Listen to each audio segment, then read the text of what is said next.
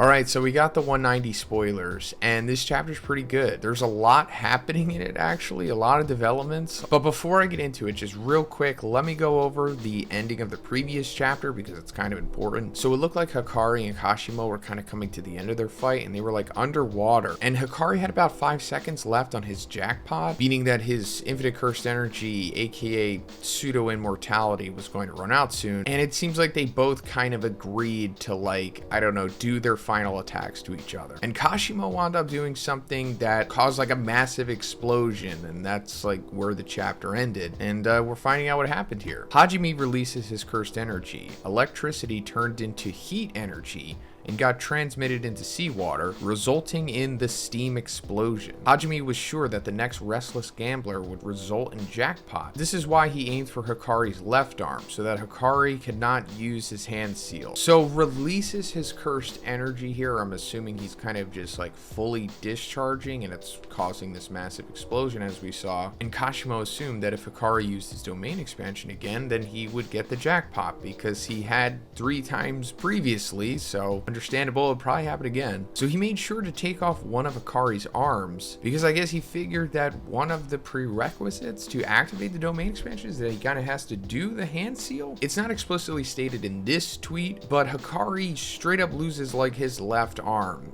in this chapter as a result of what happened at the end of the previous. And it's not going to grow back this time, or at least not yet, because he's not in his jackpot. As I said, he only had 5 seconds left, so it's ran out, and he doesn't have his infinite cursed energy and perpetual reverse curse technique anymore. HAKARI read Hajime's plan and sacrificed his left arm by making a binding vow to move the cursed energy protecting his left arm to the rest of his body. HAKARI then knocks out Hajime in one hit, since Hajime was out of cursed energy. Okay, so this binding vow that HAKARI's making here, as it says, it just moved the cursed energy protecting his left arm to the rest of his body. So it's just reinforcing the rest of his body more so that he'll be okay taking, you know, the brunt of this attack. But in exchange, his left arm is that of a human, so naturally he lost it. And Kashimo was pretty much done after that move, because I guess he fully discharged all of his cursed energy in like one last ditch effort, and he's pretty much defenseless. He got taken out by one hit. Hey, also guys, if you like my Jujutsu Kaisen content,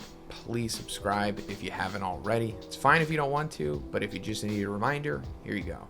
Thanks. The reason Hajime didn't use his curse technique is because he was saving it for Sukuna, and it was also a one-time technique. Alright, super interesting here. And this is like the first time that Kashimo's curse technique is being mentioned, right? I know when we initially got into this fight, I kept talking about Kashimo still having a curse technique that we haven't seen because it was never explicitly stated that he was using it. But then I just assumed that, oh, maybe we have been seeing it. Maybe the transfer of positive and negative charges was what his thing was, or the ability to like create that lightning bolt as a result of that. I mean, we knew that his just cursed energy being electricity wasn't his curse techniques, but the way that this is being stated here is I'm assuming that him just discharging or releasing all of his cursed energy at once is his curse technique, so it just complements his inherent electrical properties of his cursed energy. And I say that because of the, you know, one-time technique thing here, what he's doing to HAKARI with, you know,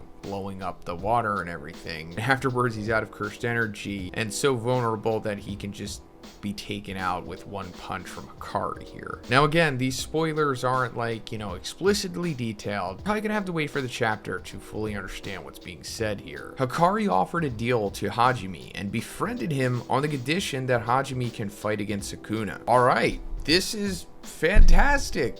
This is pretty much what most of us wanted, right? It's the best case scenario. So thank you, Gege. We got a fantastic fight, really competitive. The stakes were high. We honestly didn't know who was going to win. I mean, we were hoping for this outcome, but we were also ready to definitely lose one of these characters. Even HAKARI, there was certainly a chance he could die. Not exactly guaranteed that everyone is safe in this series, even the good guys, but this is, you know, ideal for sure. And I've talked about it in a few videos already, but I'm pretty sure everyone who's left in the culling game will eventually team up against Sukuna. That's like one of Kenjaku's big ultimate goals here. So Kashimo will for sure get what he wants. HAKARI then meets Charles and Nishimiya and joins them later. So after they like buddy up and they start walking away, they run into Charles, the weird mangaka guy who HAKARI fought originally.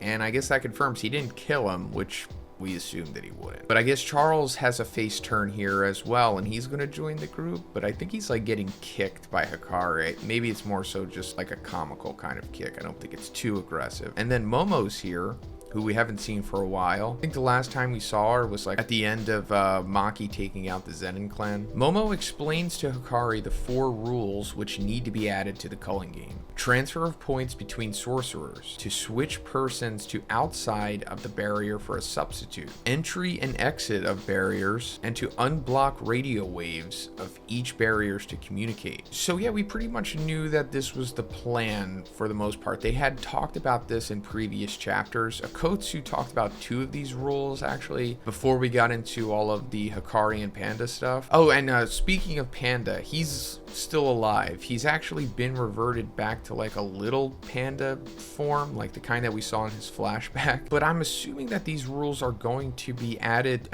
in the next chapter, if they're not added in this chapter, because they're, you know, pretty important to progress the plot, especially so the, you know, the cast that we're following here can get reintegrated with the main part of the cast. Now, I'm not sure how many points HAKARI has, if he even has any points, but Kashimo probably has, you know, quite a few points. I don't think it's been recently revealed how many he has, but he can at least make 1 rule change here, and I'm assuming he will. The scene later shifts to Sakurajima barrier. Maki and Kamo are cleaning up the dangers. I'm assuming this is like curses. They're just, you know, wandering around. While they were planning of their next actions, a giant horned worm-like curse invades the barrier. So, speak of the devil, you know, we were just talking about the last time we saw Momo, it was with Maki, and she's back here, and she's with Kamo. And he actually has, like, a completely new look going on. Like, his hair's short, he's wearing, like, different clothes, he's completely different than what you remember Kamo to look like. And I've just been waiting for us to get back into the Maki stuff, because she got a serious power up coming out of her little, you know, massacre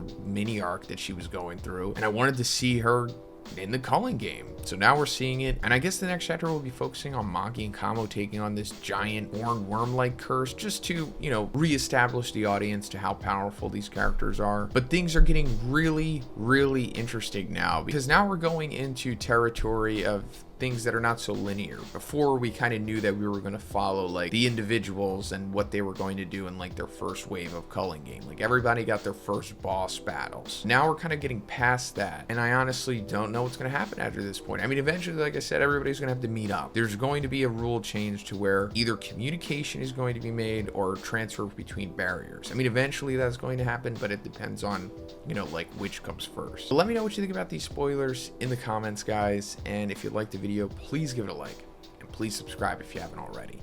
Have a great day, and I'll see you in the next one.